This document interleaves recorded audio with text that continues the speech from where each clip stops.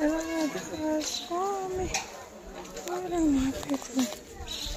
मैं तुमसे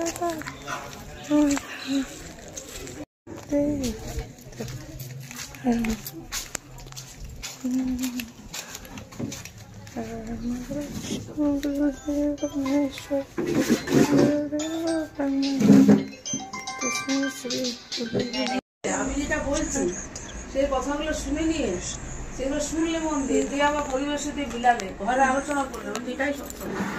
তার মতো অত বড় সত্য পৃথিবীতে কেউ নাই।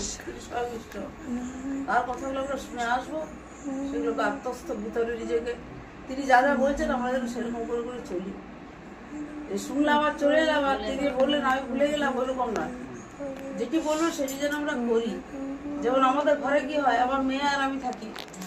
এবারে কি হয়, যদি কোনো কথা ধরুন আচার্য যদি বলেছেন বা অমিত দাদা বলছেন, মোবাইলেও দেখতে পাচ্ছি, এবার আমি যদি সেরকম না করি আমার মেয়েটা কিন্তু সঙ্গে সঙ্গে বলে তুমি যেরকম করলে আচার্য যেটা অন করেছে। হ্যাঁ, আবার ও যদি কিছু করে আমি বলে আচার্য যেটা বলি তুই যে করলি, তাহলে আমরা কিন্তু এরকম করে নিজেরা নিজেদেরকে সংশোধন করে নিচ্ছি প্রতি মুহূর্তে। আর আমাদের ঘরে এমনি ঘরের কথা লোকের কথা যত না হয়, মানে আচার্যদেব ঠাকুরের কথা অভিদাদার কথা বেশি হয়। লোকে গেলে ভাববে, যদি যারা জানে না তারা ভাববে যে ওদের ঘরের মেম্বার মনে হয়। আচার্যদেব অভিদাদা ঠাকুর শুধু কথায় কথা ওদের ওই তিনটের আমি মুখে আসে, তাহলে কি ওদের বাড়িরই কেউ? লোকে ভাববে যদি যারা জানে না। মানে আমাদের ঘর কথাবার্তাগুলো এরকম হয়। আমার দিদিদের সাথে দাদার সাথে যদি ফোন হয়, ওই ঠাকুরের কথাই আলোচনা হয়। মানে সব কথাতে আমাদের আচার্যদেব আচার্যদেব আচার্যদেব মানে লেগেই আছে, আচার্যদেব কি বলেছেন। তাহলে এইরকম করে আমাদের চলা। যেমন সেদিন আমাকে আবার বোন বলছি, জানিস ডিপোয়ার করতে গেলে ওখানে আমাদের অনেকগুলো দল ভাগ হয়ে গেছে। আচার্য তো দল ভাগ করতে বলেননি, সবাইকে একসাথে কাজ করতে বলেছে। দিয়ে ওকে আমি বললাম তোকে প্রথম বুঝাতে যাওয়ার দরকার নাই সবাইকে। আচার্য যদি বলে দিয়েছেন যে আমার বোঝানোর দরকার নাই। তোর যদি মনে হচ্ছে ওদের যদি মনে হয় যে আমি আলাদা কাজ করলে আমার ভালো, ওটা কিন্তু ছেড়ে দে, তোর সঙ্গে আটকে রাখিস না। কারণ আমরা ঠাকুরের সঙ্গে মানুষকে আটকে রাখতে পারছি না, তাহলে আমার সঙ্গে আমি রাখতে যাবো কেন? আর থাকবেই বা কেন লোকে? আমার মধ্যে কি আছে যে লোকে আমার সঙ্গে আটকে থাকবে? আমরা ওদেরকে ছেড়ে দেবো, ওরা দল করছে করে দেয়। দেখবে একদিন নিজেরাই যদি বুঝবে আচার্যদেবের কথাগুলো, তখন দেখবে আবার এসে তোর কাছেই ওরা আসবে। সুতরাং তোর কাউকে জোর করে ধরে রাখার দরকার নেই। আর আমাদের রঘুনাথপুরে কি এরকম পরিস্থিতি হয় না? অনেক পরিস্থিতি হয়।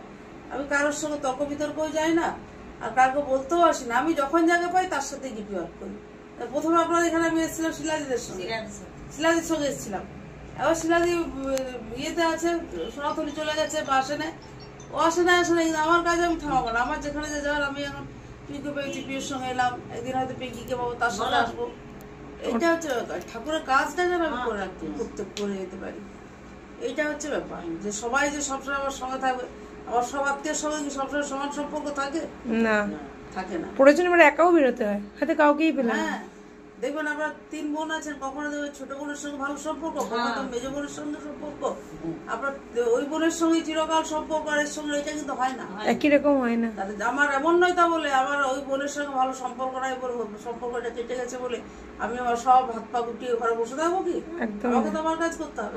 তাহলে আমি যেমন আমার ঘরের কাজগুলো, ব্যক্তিগত কাজগুলো কোনোটাই ছেড়ে দিচ্ছি না, তাহলে ঠাকুরের কাজটা আমরা কেন ছাড়বো? কেউ না কেউ তো আছে, আর কেউ যদি না থাকে আমি একা করবো। এমন হয়ে গেছে একবার দুর্গাপূজার সময়, তখন আর দুর্গাপূজায় কে বেরোবে? কারো তো খেপামি আছে যে দুর্গাপূজায় সব ছেড়ে ছুড়ে দিয়ে পূজার আনন্দ ছেড়ে দিয়ে ডিপি ওয়ার্ক করতে যাবে। 3 দিন আমি দেখলাম না, 4 দিনের দিন আমার আর ভালো লাগছে। কত আর ওইখানে প্যান্ডেলে যে আমি আর কি করবো? তো আমাদেরও বয়স হয়েছে, বাচ্চা যারা ছেলে মেয়ে তারা তো আনন্দ করবে।